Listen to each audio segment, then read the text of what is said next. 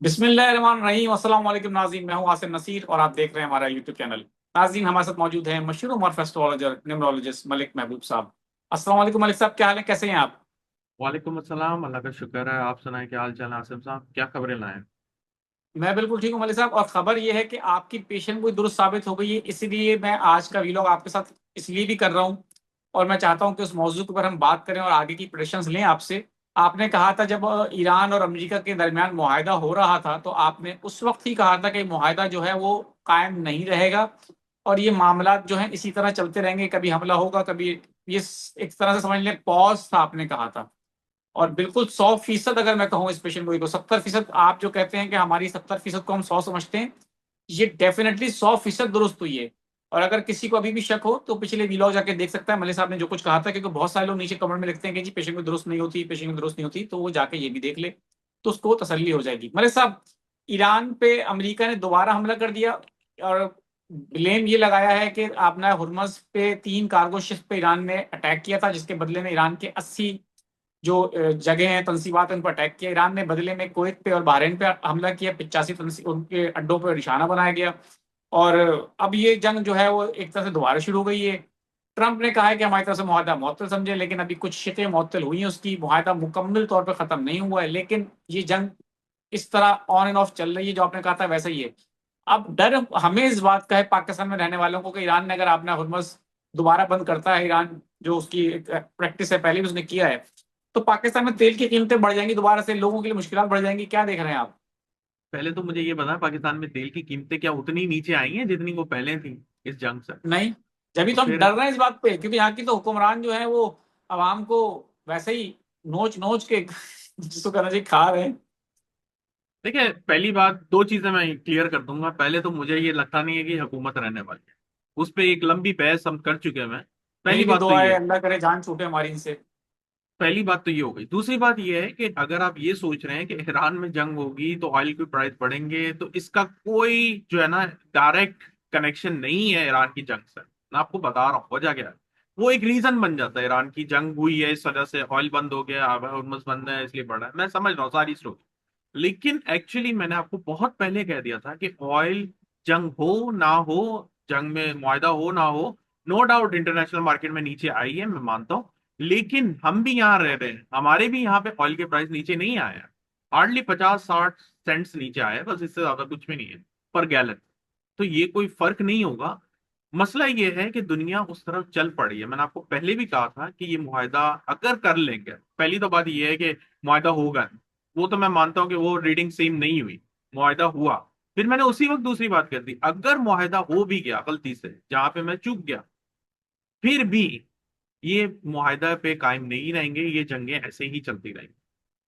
तो मुझे लगता है कि ये मेरे लिए सरप्राइजिंग बात नहीं है कि उन्होंने हमला कर दिया और फिर वो नई कहानी शुरू हो गई। मैंने आपको बहुत दफा बताया, ये मुआहदा नहीं समझे, ये एक रिटन सीज फायर के हिसाब से मैं इसको समझता हूँ, और वो भी बहुत जल्दी वो वायलेट हो जाएगी। और जो हुआ है, आपने देखा है कि वो जो जो भी मुआहदा इन्होंने किया है वो उसके ऊपर कायम नहीं रहा है। और मैं आपको बिल्कुल बहुत ऐसे पहले से ही। बोलता आ रहा हूं कि ये जो जिस जिस इन्वायरमेंट में हम जा रहे हैं ना, उसमें चीजें बिगड़ेंगी, बेहतर नहीं होंगी। देखें, एक बेहतरीन टाइम होता है जिसमें इंसान आहिस्ता आहिस्ता मुश्किलात से निकल रहा होता है और वो बेहतरीन टाइम में एंटर हो जाता है। और एक ये होता है कि हमें एक टेम्परेरी पॉज मिला है सांस या ब्रीथ लेने का, तो वो वही उसको आप उतना ही समझें। इसलिए मैं आपको बार बार बता रहा हूँ, क्योंकि प्लेनेट की पोजीशन ही वो नहीं है जो ग्राउंड रियलिटी में बताया जा रहा है कि दिखाया जा रहा है। तो मैंने आपको पहले भी बताया कि अब जो जंग होगी आगे आने वाले टाइम में, उसमें खुदा ना खास्ता सिर्फ ईरान अमेरिका नहीं होंगे, बहुत सारे अलग ममालिक भी आने वाले हैं इसकी लपेट में। तो फिलहाल ये चीजें, जैसे मैंने कहा है कि 15 जुलाई के बाद पहले थोड़ी सी और ज्यादा इंटेंसिटी बढ़ेगी, फिर आप देखिएगा वो इंटेंसिटी और भी ज्यादा हो जाएगी 27 जुलाई के बाद। 15 के बाद सन की 15 जुलाई ट्रांजिट और है। 27 जुलाई की डेट जो आप दे रहे हैं, इसकी कोई खास वजह? जी, मैं आपको यही बता रहा था कि 15 जुलाई को सन जो है कैंसर के अंदर ट्रांजिट करेगा। ठीक है। और वो जब कैंसर के अंदर ट्रांजिट करेगा तो उसका कंजंक्शन एक तरह से ट्राइन बनता है सैटर्न से। तो सन सैटर्न की आपस में नहीं बनती। अगर आप किसी भी इंसान के जायचे में भी देख लें, अगर सन सैटर्न साथ बैठे हुए हैं, तो वो बाप और बेटे की कभी भी नहीं बनने की, ये याद रखिए। इवन अच्छा। कि वो ट्राइन में हो, कंजंक्शन में हो, उसमें बाप बेटे के बीच में कौन वो जो होता है ना, प्रॉब्लम्स आती हैं बहुत ज्यादा। तो मोस्टली लोग जब ये चीज फील करें तो उनको पता चल जाना चाहिए कि इनके चार्ट के अंदर सन और सैटर्न साथ बैठे हैं, या किसी तरह का एक दूसरे के साथ एक्सचेंज बना के बैठे हुए हैं, ट्राइन में है, वॉट। लेकिन अगर ऐसा भी हो, एक बात और भी बताऊं, सन सेटन साथ भी होते हैं तो अक्सर लोगों के जो वालिद हैं वो गवर्नमेंट से रिलेटेड काम कर रहे हैं। अच्छा। अगर वो उस चीज को यूटिलाइज कर लेंगे तो प्रॉब्लम खत्म हो जाएगी, खत्म नहीं होती कभी भी, याद रखिएगा। ये जो लोग मुझसे बोलते हैं अक्सर इसका हल बताएं, हल सिर्फ अल्लाह ताला के हाथ में है। लेकिन जो हम प्लैनेट्स को अगर हम यूटिलाइज कर लें एक तरह से, तो उनकी जो एक इंटेंसिटी होती है वो बहुत हद तक कम हो जाती है, खत्म कभी नहीं होती। ये जो लोग अच्छा। दावे करते हैं ना कि हम यूं कर देंगे यूं कर देंगे, ऐसा नहीं होता। एस्ट्रोलॉजी के तरीके से नहीं होता। दूसरे होंगे तो वो मुझे नहीं पता, बट एट लीस्ट मुझे इतना पता है कि अगर आपका कोई भी प्लेनेट डिस्टर्ब हो, उसके लिए अगर आप काम करें तो उसकी इंटेंसिटी में बहुत फर्क आ जाता है। तो मलिक साहब, अब ये बता दें, बिल्कुल ठीक है, हम्म। आपकी पेशेंट गोई ऑन रिकॉर्ड है। आपने जो कहा, आपने ये भी कहा कि पाकिस्तान में ऑयल प्राइसेस, और अमेरिका में भी आपने कहा कि इतने ज्यादा नीचे नहीं आए। पाकिस्तान में तो नहीं। खैर अभी बहुत ज्यादा महंगे, बहुत कीमतें ज्यादा हैं। 300 जी। रुपए के लगभग पेट्रोल है जो कि मिल रहा जी। है।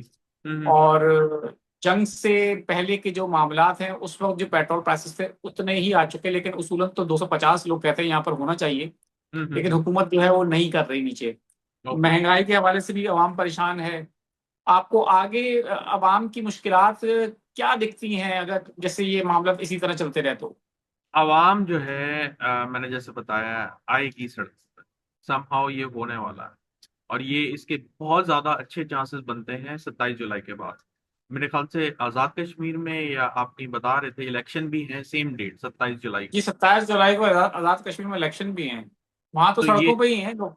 वहां पे तो है, लेकिन बात ये है कि वो जो एक लेवल है ना, वो और ज्यादा अप हो जाएगा, इंटेंसिटी बढ़ जाएगी, केओस और ज्यादा बनेगा। क्योंकि सैटर्न रेट्रोग्रेड का मतलब ये है कि उसके जो इफेक्ट्स हैं वो दुनिया पे और भी ज्यादा एक्सट्रीमली, जैसे कह सकते हैं ना, एक्सट्रीमली मैग्नेटाइज हो जाते हैं। तो वो पूरी दुनिया को इस तरह से गिरफ्त लेगी। सैटर्न क्या है? लेबर है, आम आवाम है, जजेस, जजेस तो नहीं, मेरे ख्याल से लॉयर्स बहुत ज्यादा हैं उसके अंदर। तो जजमेंट के लिए बहुत जबरदस्त माना जाता है। तो ये चीजों के हिसाब से मुझे लग रहा है कि आने वाले दिन डिफिकल्ट है। चलें, मलिक साहब, मैं कुछ लोगों के सवालात ले लेता हूँ। कामरान अली साहब हैं, 10/3/1994 इनकी डेट ऑफ बर्थ है। मुलाजमत में कह रहे हैं कि काफी परेशानी का सामना है। ओके।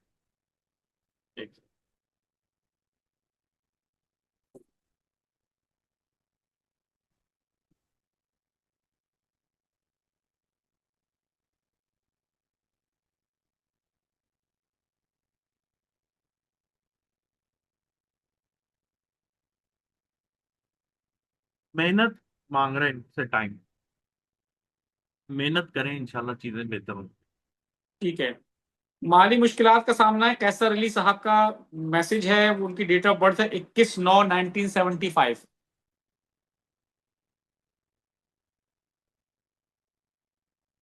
ये बाहर होने चाहिए, अगर ये बाहर नहीं जाएंगे तो इनके मुश्किलात बढ़ती रहेंगी।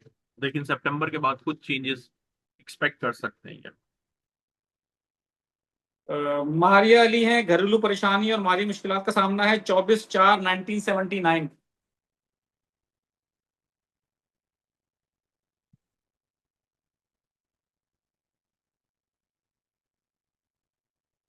घरेलू परेशानियां ज्यादा दिख रही हैं, वो अगले साल जाके सही होंगी, 2027 के मिड में।